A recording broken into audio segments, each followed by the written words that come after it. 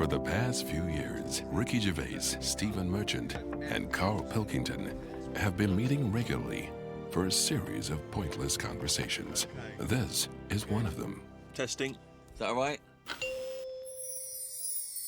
Hello and welcome to the Ricky Gervais Show with me, Ricky Gervais, Stephen Merchant. Hello. And the little round-headed buffoon that is Carl Pilkington. All right.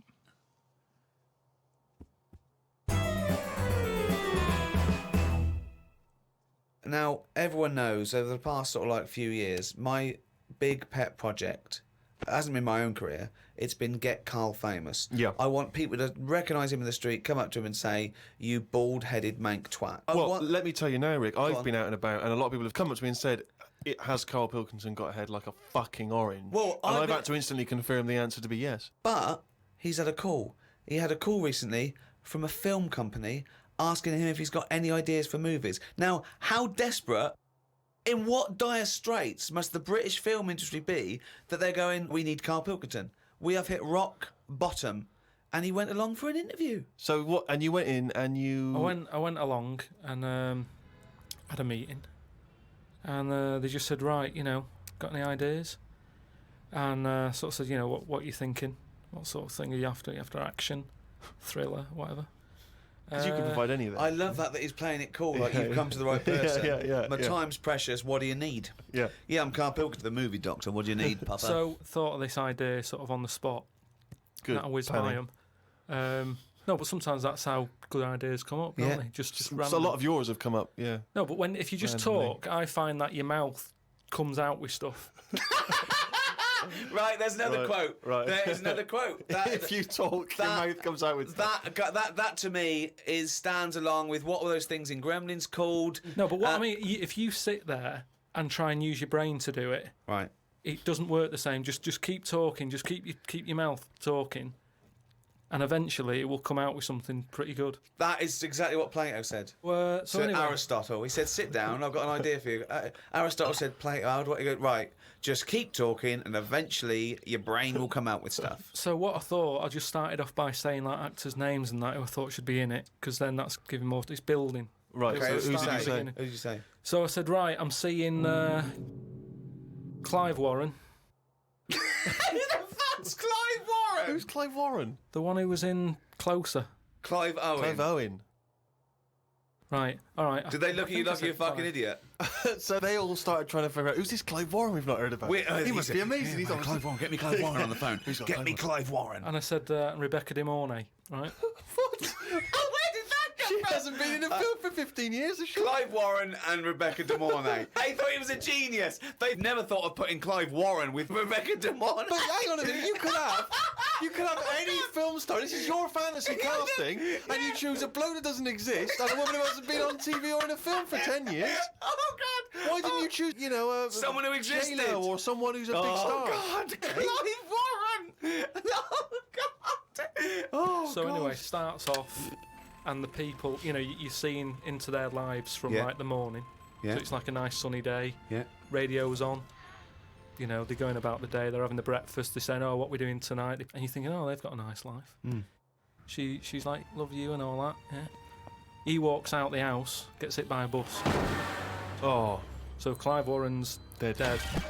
I don't know if Clive Warren would take that part because he ain't got much to do, has he? No, I don't. If I know Clive Warren, And I think you do. I think I do. Carry on. So he's hit by a bus, so he's So dead. he's hit by a bus and that.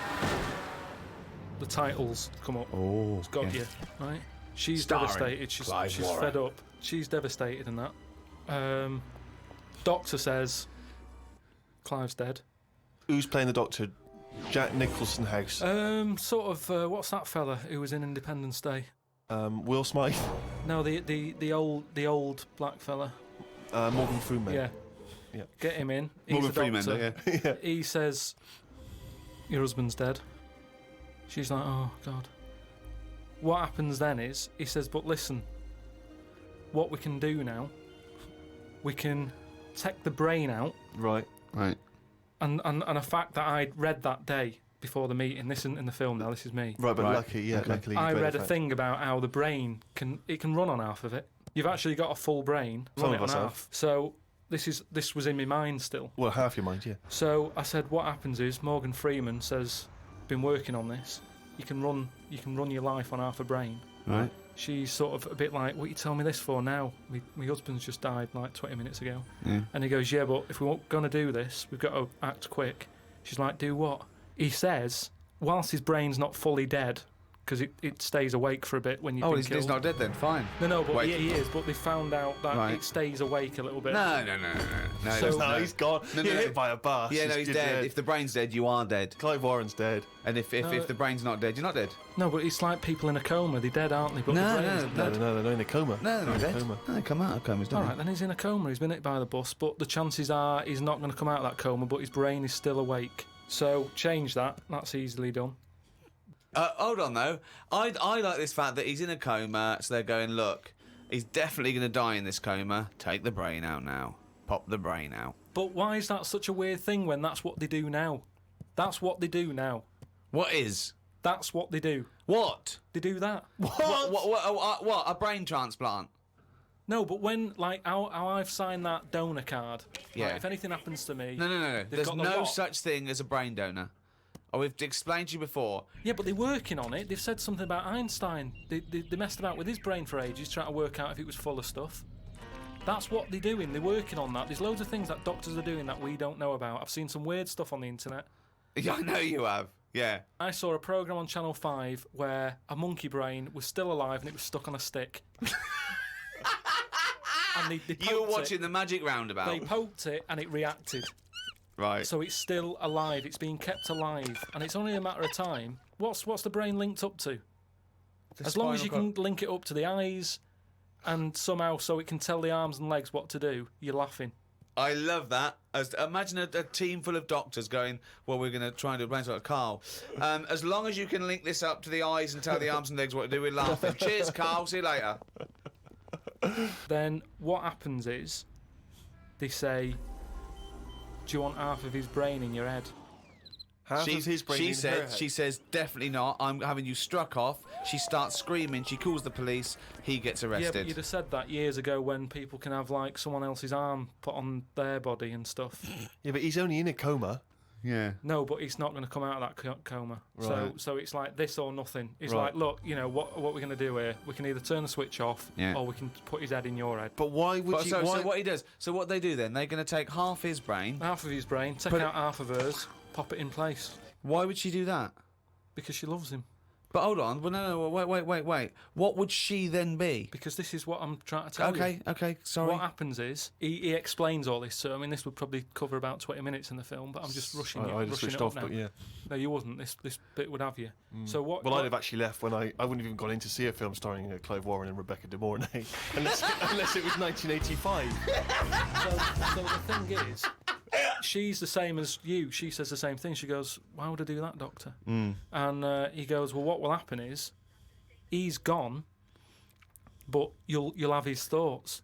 So in the morning when you say, oh, I don't know what to have, well, I have cornflakes, his bit of the brain will sort of say, Have a Weetabix. have shredded wheat or Yeah. whatever. And she's like, oh yeah, good idea. Sorry. So the point of this film is that the dead man can remind her what breakfast cereal she likes. Yeah. So the thought... when What do you she- mean? Yes. So that's it, is it? No, that's not the only Wait, thing. wait a minute. This is only Act One. That's just the first bit. Everything's going well. She has it done. So who is she? Is she herself? She's Rebecca De Mornay, Yeah. but now With and again with him chipping in with a bit of voiceover. So the idea is it's all going well at the beginning, and she's... So she can't decide what dress to wear.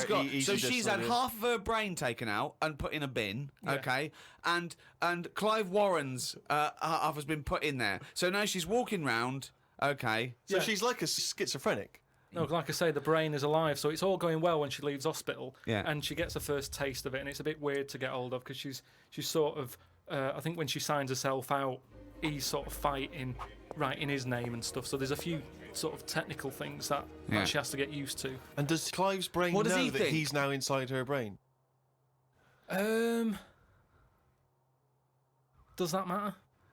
Well, I would say it matters because otherwise... Yes, it does matter, Carl. What's he thinking? What's the point of this? Why has she gone along with this? Because she really loves him. But what's in it for him? What does she think? Well, say if I died, Yeah. and Suzanne said, go on, I'll have half of Carl's.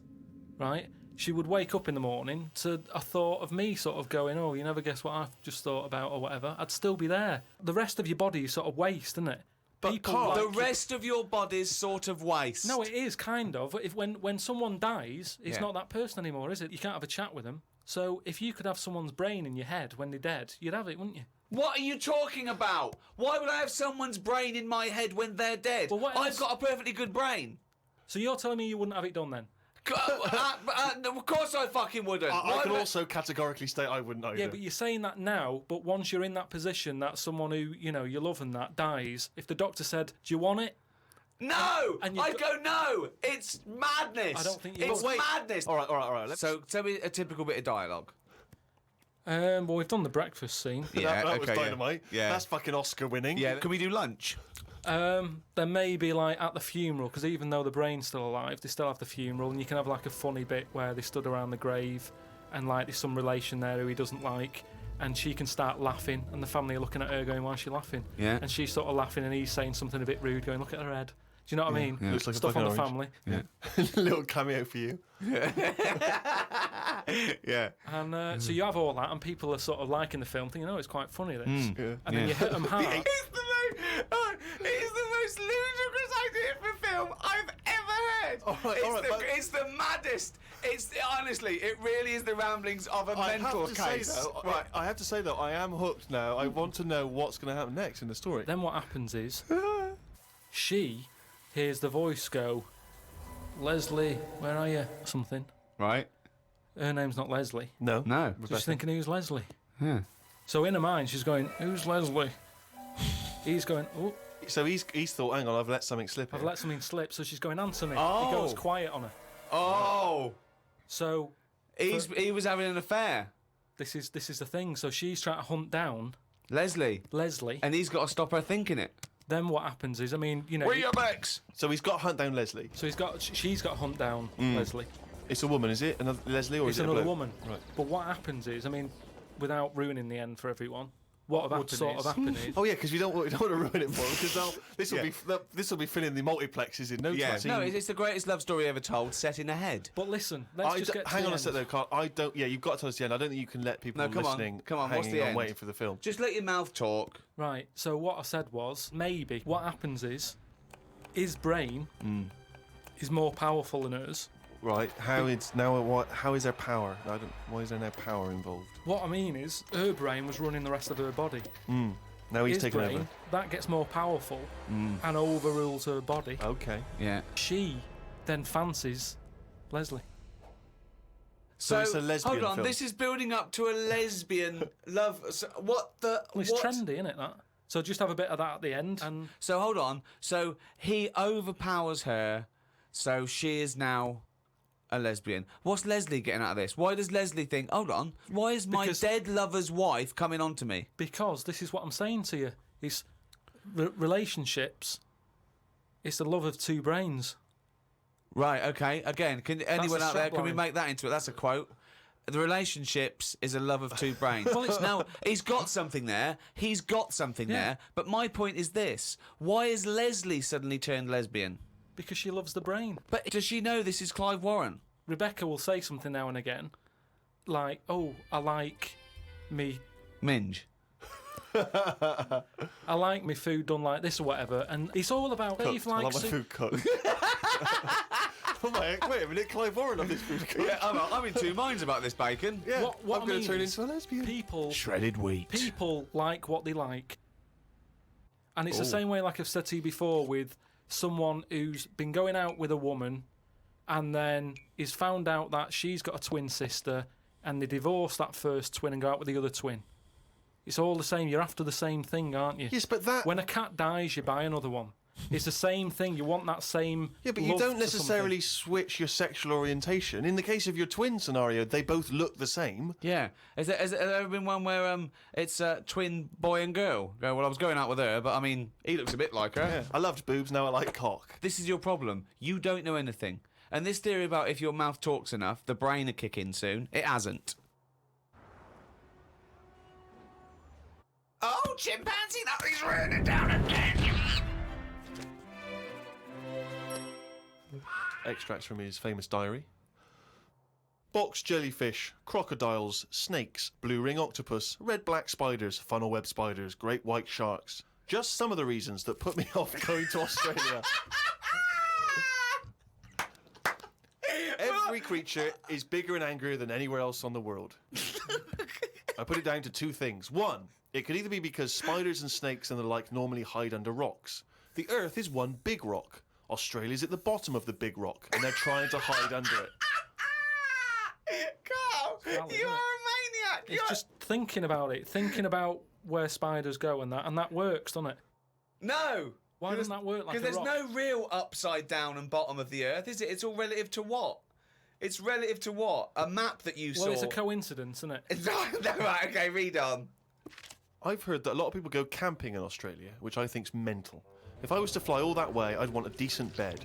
Plus, I wouldn't be camping in a place where there are killer spiders wandering around. I agree. I've only been camping a few times, and each time I was glad when it was over. The last time was last year in Lyme Regis. Yeah. When did you go camping in Lyme Regis? Last year.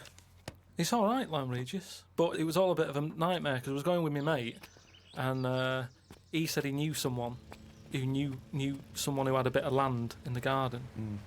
We had a bit of land in the garden. What's the point, though, innit? You know, what's the point of camping in someone's garden where there's a sort of like a spa down the road and like a pub? No, because you're by the sea, aren't you? It's getting away from it all, seeing the world. It's not if you're in someone's front garden. No, back. Oh, sorry. Well, there's even less to see except 3 fences. No, but it's private, isn't it? So the thing is, he said, oh, it's a great garden, the owners are away, and there's a toilet, an outside toilet that they have Getting for away like when they from have it, innit? parties Yeah. and stuff. So we get there, and this lad who knew about this bit of land, Someone's back garden. well, yeah, said, oh, you can't use it, they haven't gone on holiday. So now you're stuck in the middle of a big civilised conurbation called Lyme Regis. How are you going to survive? Well, we ended up just sort of keeping on the beach. But Did you pitch your tent on the beach? put the tent on the beach. We found somewhere where there was a load of rubbish. So we thought, nice. That's the place to go, Oh, yeah. lovely. No, A but municipal tip. What was it? Was it chemical waste or just like, you know... no, just um, Coke it just cans and syringes stuff. and, lovely. But listen, though, baby you've got to diapers, think sure. about that. Rusty. What's wrong with rusty? If there's rubbish there, it means it was a good place to camp Why? Why? because other people have camped there. Right. So that's how you've got to look at it. It's a way. That's like a little tip of. So you could have slept first in a thing- public lavatory. Yeah. This one's nice. What? It's covered in shit. Means other people have had a shit here. Welcome to our 5-star hotel. You'll notice vomit over all the fucking walls. So that means people have had a good time here. They got right pissed up and threw their lungs up. So that's where we put down the tent. We put down the tent there, and then Some what was people put up a annoying is tent, he puts down a tent. we what's her name? We It was already up. It He was carried already it all the way carried it from all the way London. there. And they went, let's pack it down. the weird thing was, as soon as we set up, some other people turned up. Oh, that's all the rubbish tip. Holiday makers, They started setting up their tents. I'm like, Yeah. oh. No, look, there's some nappies over there. Yeah. Nearer the nappies. And they offered us some sausages. All right. My mate said, "Oh, ignore them. That's like code for swingers." What? No! What? So there were some people cooking some sausages, Yeah. saying, "Would you like the sausages? We've made too much." And you It's said, just "No, that that's thing. code Don't for talk swinging." to strangers. It's like we want to get away from it all. Yeah. We don't want someone. You know, it starts off with sausages, doesn't it? And then So, before you know but what do these people look like? it, they were about 45. Who are they there? A man and a woman. A man and a woman. So what was in it for the bloke? Some people like that, don't they? No, I I mean, don't know. you say, right, I want the bald one, love. If it's like wife swapping, should one of you be a wife? No, but I don't know all the rules and that. But He's just got a real thing for fucking oranges. and we didn't want any sausages anyway, so we just sort of I said, don't believe sausages is a Is a code for code for swingers. Because eventually, how many times do they give someone sausages and they go, "Well, get your pants off," and they go, "Well, we just have some sausages." They go, "Oh, this isn't working, this code. But we why need would a they better be, code." Why would we be being offered sausages? Because they're nice people and they're making sausages. Makes you wonder. We don't. Let's not trust these people. Let's move our tent nearer to the corpse. So yeah, that was the camping. September 30th. Going away with Suzanne's mum and dad. We're meeting them at Madeira Airport as they're flying in from Manchester. The plane was full and I had a headache. There was a baby sat behind us that was crying its eyes out for the whole flight. The mother of it said it was upset because its ears were hurting. So were mine.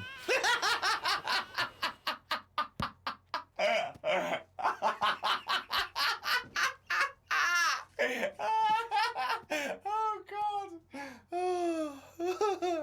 We went to try and find a supermarket. Suzanne's man was having a go at her dad because he didn't have a shirt on. She said he looks a mess and is embarrassed to be seen with him. It's their Ruby anniversary tomorrow. That's why we went away. Oh, yeah. I bought a fan to put in our room to drown out the sound of the mopeds. I've heard Wayne Rooney does the same thing with a vacuum cleaner. What? If you've just got a noise that's constant, it makes you nod off. And it drowns out every other background noise. So all you've got is, like, if it's a vac, it's just... And if that's constant for, like, all night, you just nod People off. next door going, they've got their vacuum cleaner on again. But poke the chickens. That's how nuclear wars start. Yeah. It works. Doesn't work. We watched... Earplugs, drown out everything. I've tried them. I didn't like it, did I? Why not? Because I could hear my heartbeat.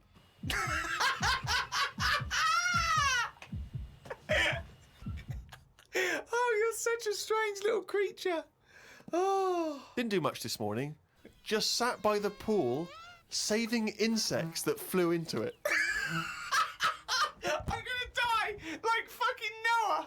That's amazing. Nothing good. How were you saving them? Did you wait for them to hit the water, then fish them out, or you grabbed them in the air? Stuck my finger on the top. They grabbed on, lifted it off. And what, when some sort of insect lifeguard, you'd see something landing, and you'd go, right, that's me, and you'd go in there. But it's hard to turn a sort of a blind eye to stuff like that because you know that's something, you know, you're witnessing death. And if you can save something, you do, don't you? You do your bit.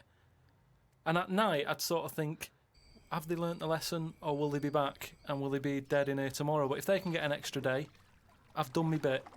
I can't do more than that. I'm on holiday, do your bit. I'm lucky enough to see the world, do your bit. I love it. I did my bit. I love it. I love it. I love the fact that he was running around saving flies and things.